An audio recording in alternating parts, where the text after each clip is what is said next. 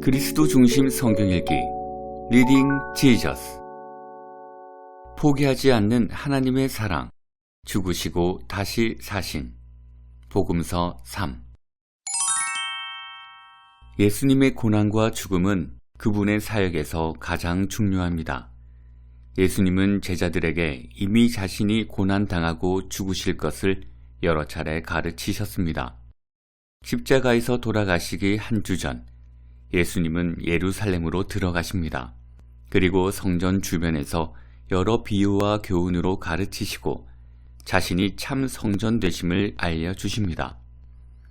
그리고 자신의 죽음을 통해 하나님의 임재가 구원받을 백성에게 영원히 함께할 것을 가르치십니다. 고난당하고 죽으신 예수님은 마침내 부활하셔서 하나님의 백성을 구원하시고 그들을 참 기쁨과 소망, 그리고 소명의 자리로 인도하십니다. 레슨 1. 주의 이름으로 오시는 이. 예수님의 생애 마지막 일주일은 종려주일, 예루살렘 입성에서부터 시작됩니다.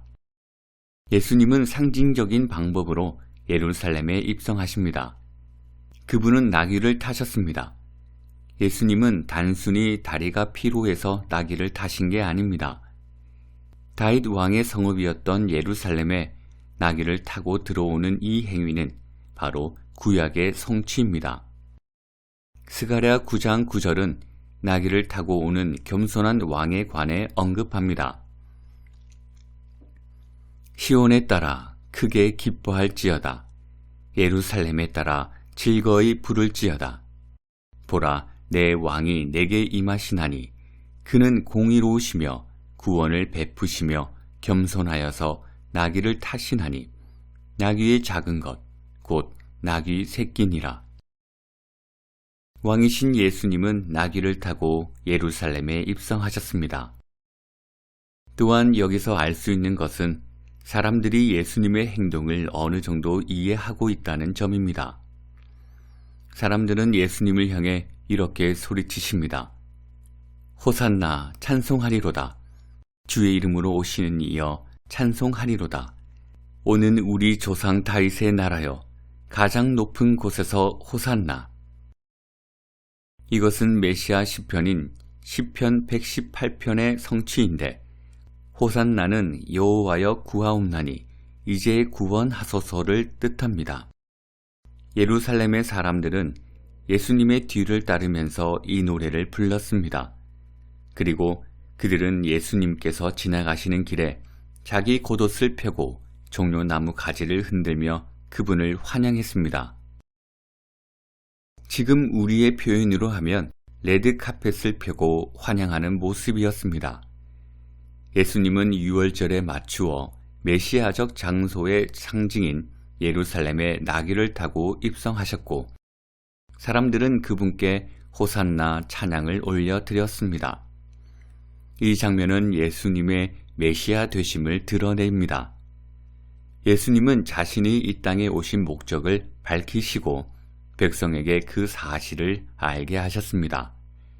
그러나 예수님께서 예루살렘에 입성하실 때 사람들은 여전히 예수님의 메시아 되심을 정확하게 이해하지 못했습니다. 그들은 메시아가 십자가에 못 박혀 죽고 부활하실 것을 전혀 예상하지 못했습니다. 이미 예수님께서 제자들에게 3번씩이나 말씀하셨지만 말입니다. 레슨 2. 내가 사흘 동안 일으키리라. 예루살렘에 입성하신 예수님이 하신 일은 이스라엘 왕이 마땅히 해야 할 일, 곧 성전을 책임지는 일이었습니다. 예수님은 성전으로 들어가셔서 왕이 성전에서 하는 일을 행하십니다. 성전은 1세기를 살던 하나님의 백성에게 가장 중요한 장소였습니다. 여러 가지 의미에서 성전은 하나님 백성의 삶의 중심이었는데 1년에 3번 절기 때마다 하나님의 백성이 모이던 곳이었습니다. 예루살렘 중심에 있는 성전은 죄 사함을 위해 제물을 바치던 장소였고 기도 처소였습니다. 또한 성전은 하나님께서 자기 백성과 만나는 곳, 곧 하늘과 땅이 만나는 곳으로 여겨졌습니다. 바로 이 성전에서 예수님 생애 마지막 한 주에 가장 중요한 사건들이 일어납니다. 먼저 예수님은 성전에 들어가셔서 그 안에서 장사하는 자들을 내쫓으시며 돈 바꾸는 자들의 상과 비둘기 파는 자들의 의자를 둘러 엎으셨습니다. 우리가 흔히 성전 청결 사건이라고 부르는 일이 일어납니다. 예수님은 구약 성경의 선지서 본문을 사용하시면서 그들을 비판하셨습니다. 기록된 바 내 집은 기도하는 집이 되리라 하였거늘 너희는 강도의 소굴을 만들었도다. 누가복음 19장 45절. 예수님은 하나님의 집을 도둑의 소굴로 만든 사람들을 책망하십니다. 예수님은 더 이상 성전이 존재할 의미가 없다고 말씀하십니다. 요한복음에서 예수님은 이렇게 말씀하십니다. 이 성전을 헐라. 내가 사흘 동안에 일으키리라. 요한복음 2장 19절. 사람들은 당연히 예수님이 46년에 걸쳐 지어진 성전에 관해 말씀하신다고 생각했습니다. 하지만 예수님은 성전된 자기 육체를 가리켜 말씀하신 것이었습니다. 이제 참된 성전은 예수님입니다. 구속사 가운데 성전의 역할은 다했습니다. 죄 용서의 장소이자 하늘과 땅이 만나는 처소이며 하나님 백성의 중심이었던 성전의 시대는 저물고 있었습니다. 예수님은 예루살렘에 입성하신 후 성전을 정화하시고 성전에서 가르치셨습니다. 이제 그분은 성전 밖에서 자신을 속죄 제물로 드리시면서 완전한 제사를 하나님께 드리실 것입니다. 구약의 긴 역사 가운데 거듭하여 참된 제사에 실패했던 이스라엘과는 대조되는 모습입니다. 예수님은 하나님께 자신을 속죄 제물과 화목 제물로 드리심으로써 철저하게 순종하셨습니다. 예수님은 자신의 백성을 정결케 하고 그들을 위한 구원의 길을 활짝 열어 놓으셨습니다. 레슨 3. 속죄 제물, 예수. 성전에서 가르치신 예수님은 이제 죽음을 향해 한 발 나아가심으로써 우리의 마지막 대속물이 되십니다. 이것은 무엇을 뜻할까요? 바로 십자가가 가진 의미이기도 합니다. 예수님께서는 우리를 향한 하나님의 진노를 감당하시고 마지막 속죄 제물이 되셨습니다. 이는 예수님에게 전혀 놀라운 일이 아니었습니다. 이미 예수님은 자기 목숨을 많은 사람을 위한 대속물로 주기 위해 이 땅에 오셨다고 말씀하신 적이 있습니다. 예수님은 자신의 죽음과 부활을 예언하셨습니다. 여기서 중요한 것이 있습니다. 십자가 사건은 독립적인 사건이라기보다는 예수님의 전체 삶 가운데 정점에 놓인 사건입니다. 그 예가 마태복음에 있습니다. 마태복음이 2번이나 인용하는 구약 본문이 하나 있습니다. 호세아서입니다. 나는 인애를 원하고 제사를 원하지 아니하며. 호세아 6장 6절. 이 본문은 무엇을 의미할까요? 하나님은 백성에게 제사를 명하셨습니다. 여기서 호세아가 지적하는 문제는 하나님이 백성에게 매우 자주 나타나는 문제였습니다. 그들은 하나님께 희생 제물을 바치는 것처럼 겉으로 행해야 할 의무는 잘 이행했습니다. 하지만 반면에 여호와를 사랑하고 그의 계명을 지키는 헌신의 마음은 자주 놓치고 말았습니다. 백성은 하나님의 율법을 겉으로는 지켰지만 마음속으로는 그 율법을 어기며 살았습니다. 구약 성경에서 줄곧 이분법적으로 나누었던 외적인 순종과 내적인 순종은 예수님 안에서 통합되었습니다. 예수님은 하나님께 온전한 마음과 흠없는 제물을 드리는 삶을 직접 사셨습니다. 예수님은 하나님께 자신의 몸을 완전한 제물로 드리며 그분께 온전히 순종하셨습니다. 이제 예수님은 십자가에 달리시기 전 새 언약의 만찬을 우리에게 베풀어 주십니다. 예수님은 보배로운 피로 새 언약을 세우시기 전에 우리가 예수님 당신을 기억하고 기념할 수 있도록 최후의 만찬을 허락하십니다. 이 사건은 마태복음 26장, 마가복음 14장, 누가복음 22장에 나옵니다. 예수님은 중의적 의미를 전달하기 위해 떡을 사용하여 말씀하십니다. 떡은 사람들의 굶주림을 채워줄 뿐 아니라 그리스도의 사역을 바라보게 합니다. 최후의 만찬에서 떡의 온전한 의미가 드러납니다. 예수님은 떡을 나누어 주며 이렇게 말씀하십니다. 이것은 너희를 위하여 주는 내 몸이라. 누가복음 22장 19절. 이어서 잔을 들고 말씀하십니다. 이것은 많은 사람을 위하여 흘리는 나의 피, 곧 언약의 피니라. 마가복음 14장 24절. 따라서 우리는 상징, 곧 포도주와 떡을 통해 예수 그리스도의 피와 몸을 봅니다. 포도주와 떡 자체에 능력이 있는 것이 아닙니다. 그리스도를 가리키는 방식에 능력이 있습니다. 이 언약의 만찬은 우리를 위해 자기 몸을 내어주시고 우리를 위해 자기 피를 흘리시고 그 보혈을 근거로 새 언약을 세우신 그리스도를 가리킵니다. 구약에서도 언약의 중재자가 있었습니다. 하나님은 염소나 수소의 피를 통해 언약을 시행하셨습니다. 하지만 그리스도의 새 언약은 다릅니다. 예수님은 온전한 순종의 삶을 사시고 완전한 제물이 되셨습니다. 그분의 존귀한 피에는 권능이 있습니다. 예수 그리스도의 보혈은 새 언약의 기초를 세우는 능력이 됩니다. 예수님은 성경에 나오는 언약의 중재자 중 유일무이한 분입니다. 그분은 이전의 모든 옛 언약을 능가하는 새 언약의 탁월함을 보여주십니다. 이는 순종의 결정을 보여준 사건, 곧 예수님의 십자가 사건으로 이어집니다. 십자가 사건은 구속사뿐만 아니라 온 세계 역사 안에서도 중요한 자리를 차지합니다. 레슨 4. 십자가, 십자가, 내가 볼 때에. 마태복음의 이야기는 마지막 장면에서 시험이라는 원점으로 다시 돌아옵니다. 예수님은 십자가에 달린 채로 3번 시험을 당하십니다. 군중은 예수님을 고소하고 그분께 비난과 욕설을 퍼부었습니다. 하나님의 아들이라면 십자가에서 내려와 보라고, 하나님이 당신의 아버지라면 지금 당장 도움을 요청하라고, 다른 사람은 구하면서 왜 자신을 못 구하냐고, 당신이 그리스도라면 스스로를 구원해 보라고 비방합니다. 물론 예수님은 십자가에서 내려오실 수 있었습니다. 하지만 이번에도 유혹을 거절하십니다.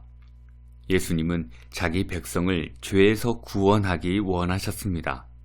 그래서 십자가 아래로 내려오지 않고 그곳에 머무르셨습니다. 역설적이게도 예수님은 십자가 위에서 우리를 구원하셨습니다.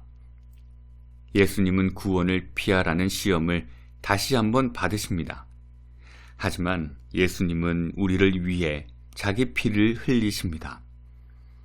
예수님은 우리의 죄를 위한 화목제물로서 우리가 받아야 할 하나님의 진노를 대신 감당하셨습니다. 이것이 바로 예수님이 우리를 죄에서 구원하신 방법입니다. 또한 우리는 십자가를 통해 그리스도의 초자연적 죽음을 봅니다. 마가복음 15장에서 볼 수 있습니다. 마가는 예수님을 초자연적 인물로 그립니다. 이 사람은 누구인가? 이 모든 기적을 행하는 이 사람은 누구인가? 마귀를 이기신 이 사람은 누구인가? 복음서 독자인 우리는 예수님이 하나님의 아들이라는 사실을 압니다. 예수님이 하나님의 아들이라는 초자연적 계시가 있었기 때문입니다. 복음서 마지막 부분에서 예수님이 우리 죄를 위해 죽으신 후에야 그분을 하나님의 아들이라고 고백하는 사람이 등장합니다. 그는 이방인 로마 백부장입니다. 그는 십자가형을 감독하는 사람이었습니다. 백부장은 비로소 예수님의 사역 마지막에 이르러서야 그리스도가 진정 누구이신지를 알게 됩니다. 예수님의 죽음에서 초자연적 요소는 마가복음 15장에 나옵니다. 성소 휘장이 위로부터 아래까지 찢어지는 장면입니다. 이는 마가복음에서 하늘이 열리는 장면과 비슷합니다. 하나님께서 예수님에게 직접 말씀하시던 장면이죠. 거룩한 처소와 그렇지 않은 곳을 구분하던 성소 휘장이 찢어졌고 이제 그리스도의 사역을 통해 하나님께 자유로이 나아갈 길이 열린 것입니다. 계시의 새 날이 임하고 성전은 이제 그 목적을 다했습니다. 초자연적 죽음의 다른 요소는 예수님의 죽음 그 자체입니다. 백부장은 예수님께서 죽음을 맞이하신 방식과 그분이 내신 마지막 숨을 통해 그분이 하나님의 아들이라고 확신할 수 있었습니다. 백부장의 고백은 예수님의 정체성에 대한 가장 완전한 고백입니다. 이 사람은 진실로 하나님의 아들이었도다. 마가복음 15장 39절. 우리 또한 예수님이 하나님의 아들이시라는 사실을 알고 있습니다. 예수님은 다윗의 자손이면서 동시에 다윗의 주님이시고 살아계신 하나님의 아들이십니다. 그리고 십자가에 달리신 예수님의 죽음은 평범한 죽음이 아닌 하나님의 아들의 초자연적 죽음입니다. 또한 예수님의 죽음은 온전한 의인의 죽음입니다. 이 모든 것은 예수님의 죽음에 소망이 있음을 의미합니다. 레슨 5. 죽으시고 다시 사신 나의 왕. 복음서들은 예수님의 죽음으로 결말을 맺지 않습니다. 반드시 부활을 언급합니다. 예수님은 실제로 죽으셨습니다. 사흘 동안 무덤 속에 계셨습니다. 하지만 복음서는 거기서 끝나지 않습니다. 사복음서 모두 부활을 이야기하고 부활에 대한 약속을 말합니다. 왜 이토록 부활이 중요한 것일까요? 부활은 단순히 부활절을 위한 이야기가 아닙니다. 부활은 그리스도의 죽음을 해결하는 사건입니다. 만약 부활이 없었다면 예수님은 패배하시고 악인들의 승리만이 남았을 것입니다. 예수님의 무덤이 비어있지 않았다면 바울이 말한 것처럼 우리는 여전히 죄 가운데 있을 것입니다. 하지만 완전하고 거룩한 제물이 되신 예수님은 죽음에서 부활하셨습니다. 그렇기 때문에 우리 또한 죽음과 죄로부터 승리를 얻게 된 것입니다. 이 그리스도의 부활은 초대교회가 나누었던 설교의 기초입니다. 예수님은 우리 죄를 위해 죽으시고 우리를 의롭게 하시기 위해 다시 살아나셨습니다. 부활은 하나의 큰 전환점이 됩니다. 부활과 함께 온 우주를 향한 그리스도의 주권이 실현되었습니다. 죽은 자 가운데 부활하신 예수님은 이렇게 말씀하십니다. 하늘과 땅의 모든 권세를 내게 주셨으니 그러므로 너희는 가서 모든 민족을 제자로 삼아 아버지와 아들과 성령의 이름으로 세례를 베풀고 마태복음 28장 18절에서 19절. 요한복음에서 부활은 인자가 들려 올라가는 일로 등장합니다. 이는 요한복음의 7가지 표적 중 가장 큰 표적입니다. 마리아가 예수님을 붙들려고 하지만 그분은 아직 때가 아니라고 말씀하십니다.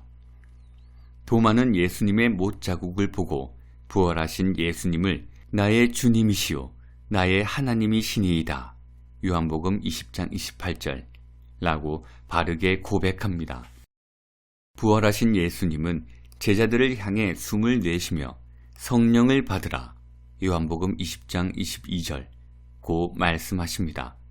하나님의 아들로서 부활하신 예수님은 자기 백성에게 하나님의 영을 보낼 권세가 있으십니다. 요한복음에 나타난 부활을 통해 우리는 예수님을 그리스도요 하나님의 아들로 믿어야 합니다. 복음서에서 발견할 수 있는 부활의 의미는 무엇일까요? 첫 번째, 부활은 예수님이 하나님의 아들이심을 선언합니다. 예수님은 성부 하나님께서 기뻐하시는 아들이면서 동시에 부활을 통해 죽음을 이기신 권능의 주님이십니다. 두 번째, 예수님은 자신을 완전한 제물로 바치셨습니다. 메시아이신 예수님은 삶의 모든 영역에서 완전히 순종하셨습니다. 예수님이 죽음에서 부활하신 이유는 죄인이 아니었기 때문입니다. 죄의 권세는 예수님을 이길 수 없습니다. 예수님은 자신의 완전한 삶을 죽음에 내어주심으로써 죄를 이기셨습니다. 예수님의 이 순종이 바로 의의 기초입니다. 우리는 그리스도의 완전한 순종에 기초하여 의롭다 여김을 받습니다. 세 번째, 부활은 구원의 역사의 전환점입니다. 이제 우리는 복음이 더 넓은 세상과 민족을 향해 풍성하고 분명하게 전파되는 것을 봅니다. 부활하신 예수님은 제자들을 향해 모든 민족에게 가라고 명령하십니다. 하늘과 땅의 모든 권세를 소유하신 분으로서 명령하십니다. 구약에서 예언된 하나님의 구원 역사는 메시아의 죽음과 부활에서 끝나지 않습니다. 복음은 모든 족속에게 전파됩니다. 우리는 누가복음에서 예수님의 죽음과 부활을 보았습니다. 그러나 복음이 모든 민족에게 전파되는 결과는 아직 보지 못했습니다. 이 내용은 누가의 두 번째 책인 사도행전에 담겨 있습니다. 우리는 사도행전의 기초가 예수님의 부활과 승천에 있음을 알 수 있습니다. 이것은 누가복음 24장의 성취이며 구약의 성취입니다. 리딩 티저스. 예수님은 자기 목숨을 많은 사람의 대속물로 주기 위해 이 땅에 오셨다고 말씀하셨습니다. 이것은 최고의 사랑입니다. 예수님은 어떤 의무감 때문이 아닌 우리를 향한 사랑 때문에 희생 제물이 되셨습니다. 그분은 십자가의 큰 고난을 견디셨습니다. 이는 하나님을 향한 순종이자 우리를 향한 사랑이었습니다. 예수님의 죽음과 부활을 믿음으로써 그리스도와 연합된 자들은 그분의 발자취를 따라 사랑하는 삶을 살아야 합니다. 예수님은 무덤에 머물러 있지 않으셨습니다.